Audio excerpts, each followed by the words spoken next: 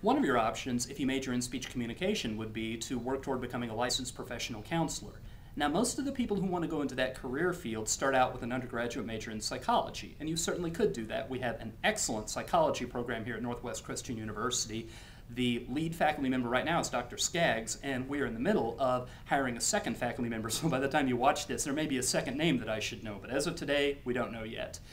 But there are some people who want to begin by building up the applied end, the technical end of what they would do as counselors. And what a counselor needs to be able to do,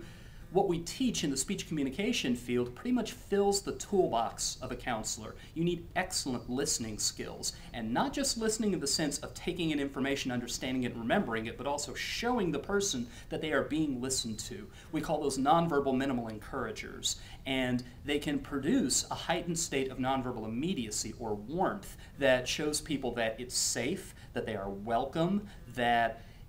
really that kind of condition can increase their comfort level to where they can disclose to you whatever it is that's troubling them, and the pathway to get there, working through their issues, becomes a lot shorter and a lot easier for them to travel. So in our master's program in community counseling, which we have in-house here at NCU, the first class, or one of the first classes that the students take, is a skills class where they cover a lot of the very same ground that we cover in our interpersonal communication classes. Things about taking your perceptions out of the way, things about monitoring your own nonverbals so that you are making a welcoming environment, things like being very careful and deliberate with your use of language, things like coaching people in conflict situations and helping them understand how they can come to a constructive solution in a relationship that's gotten a little bit difficult.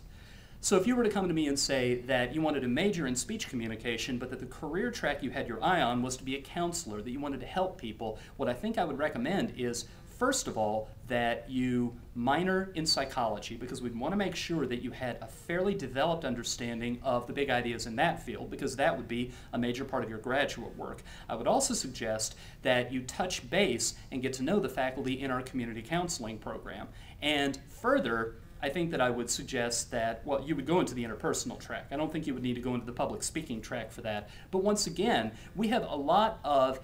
counselors and counseling practices